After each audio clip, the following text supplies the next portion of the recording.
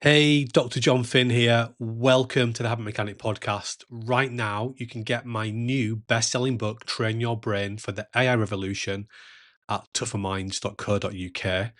The digital book, audiobook, and physical book are all available at a special price that you won't find anywhere else. Hello, Habit Mechanics. It's Dr. Jon Finn here. I hope you're having a fantastic week so far. Welcome to a shorter episode of the Habit Mechanic podcast. Remember, you can listen to live episodes of the Habit Mechanic podcast inside the Habit Mechanic University app, where you can ask us questions live and we will answer you during the live streamed podcast. Inside the app, you can also access your Habit Mechanic toolkit. You can also watch our live masterclasses and join our live Change Challenge coaching sessions. You can download the app for free. You can only learn by failing. That's the key. And I fail every day and I will continue to do so. But it's what you get out of the failure that's key. So you can dwell on it, you can beat yourself up, you can regret. But I was on LinkedIn yesterday and someone had a post that said, my grandma said there's 2 days that you shouldn't worry about: yesterday and tomorrow. Focus on today, in other words. And I just thought it was really interesting, the wisdom of grandparents. But we can certainly learn from yesterday, and we can use those insights to help us to be our best tomorrow. So be our best today and be our best tomorrow. But yeah, I spent a lot of my teenage years playing sport. So luckily I was able to get some lessons out of those. And one of them was certainly really important in pushing me into what I do today, helping people to become habit mechanics through Tougher Minds.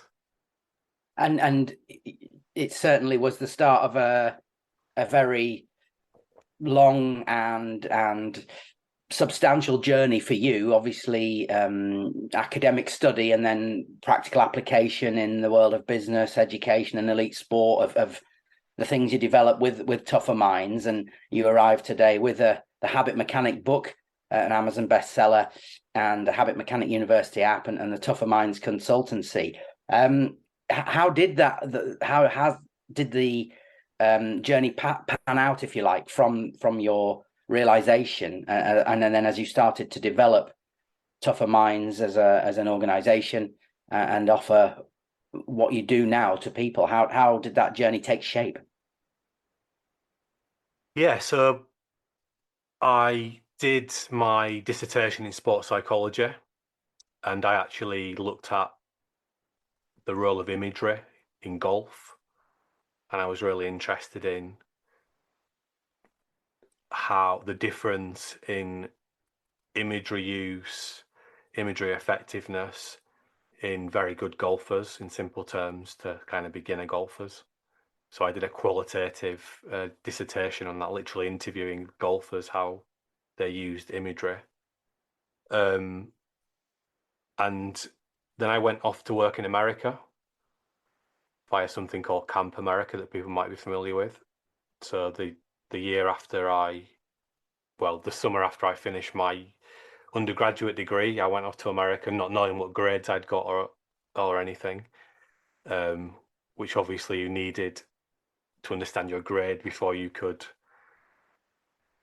position yourself to get to the next thing you were going to do, whether that was more study or jobs, etc. And I got a really nice, surprising email that said I got a first class in my dissertation, which meant I got a 2-1 in my degree, and which meant I could do a master's in sports psychology at a top, institute. So engaging and getting interested in the sport psychology piece, led to that dissertation being pretty good because I was genuinely interested in it. And then I went to study a master's in sports psychology at a different institute with some really, really groundbreaking researchers, really interesting people doing research for organizations like NASA and supporting athletes that were winning gold medals at the Olympics and breaking world records. And they were really interested. Some of the sites were really interested in the emerging neuroscience.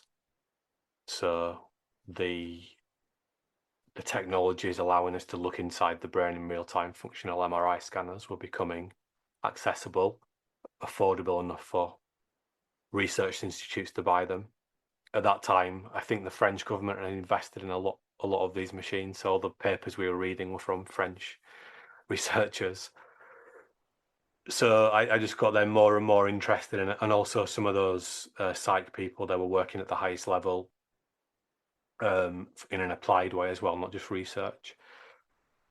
And then I got a job after my master's in professional sport. Essentially, I worked for a technology company called Prozone. They were the first company in the UK to offer a solution that allowed sports teams to measure player activity on the field. So how far players had run, how many passes they made, how many tackles they made, etc. And essentially they fitted cameras into stadiums, and they would use that information to create data packages, if you like, that coaches could use to inform their practice. Arsene Wenger was a big early adopter. Clive Woodward was for the England rugby union team. So I was working with the coaches to show them how to use the software and interpret the results. And obviously that was about measuring and monitoring behavior ultimately. So it fit really well with my sports psych stuff. The South African rugby team at the time was using it as well. And I remember I got the opportunity to analyse a guy called Percy Montgomery, who was the very famous South African fullback, analysing his routines, his pre-shot routines, if you like, pre-kick routines, and noticing the difference when he made successful kicks versus when he didn't. So really taking all this academic theory that I've been learning and put it into practice. That got me on some of the backroom staffs of some of these teams. It led to me wanting to learn even more, so I ended up doing a PhD to dig deeper into. I was interested in the transition between, why the very best 18-year-olds, for example, in football, might not always be deemed worthy of having a professional football contract when they're 22, 23, 24 years old. Why is that transition from being an excellent young professional athlete to an excellent seasoned professional athlete so challenging? So I did my PhD work on that, looking at the role of emotional regulation. I also worked at Carnegie, the sports faculty of what was then Leeds Met. So Carnegie is a very prestigious sports and education centre, which was one of the original PE training colleges, along with Loughborough. So I got to teach and create applied sports psychology modules. I taught physiology as well. I taught motor control. Alongside that, I was working for the Professional Golfers Association, where I created something called the pre-shot system to make it easier for coaches to train their golfers to think and perform under pressure.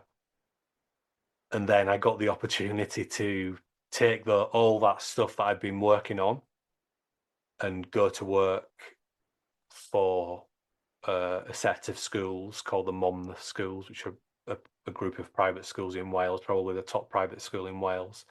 People call it the Welsh Hogwarts. It's that kind of place.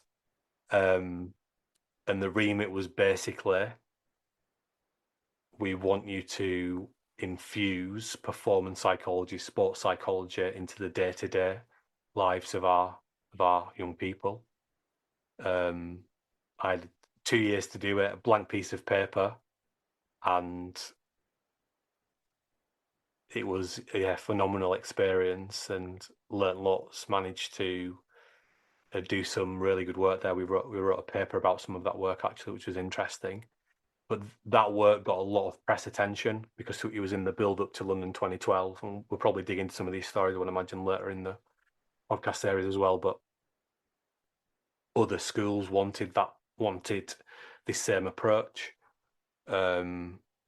A school called Colts in London, who we still work with now. Actually, we've been working with them this is our 10th year of working with them. They wanted to kind of plug our program into what they were doing as well. They saw the value of developing their young people to be resilient, and which was pioneering at the time.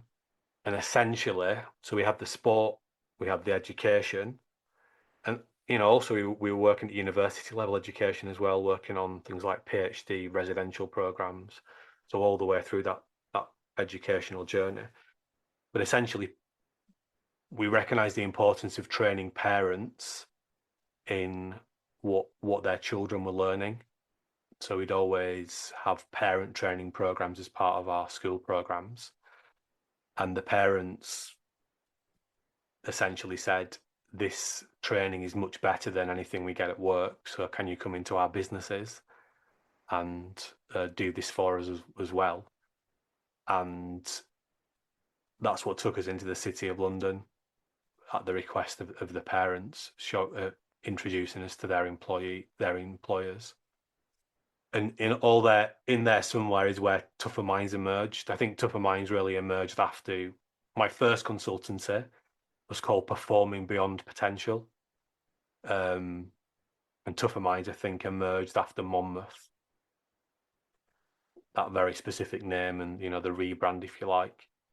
So yeah, that's a potted history of part of my life. Thanks for listening to the Habit Mechanic podcast. If you liked it, please subscribe and tell someone else about one of the ideas or insights that you found most interesting.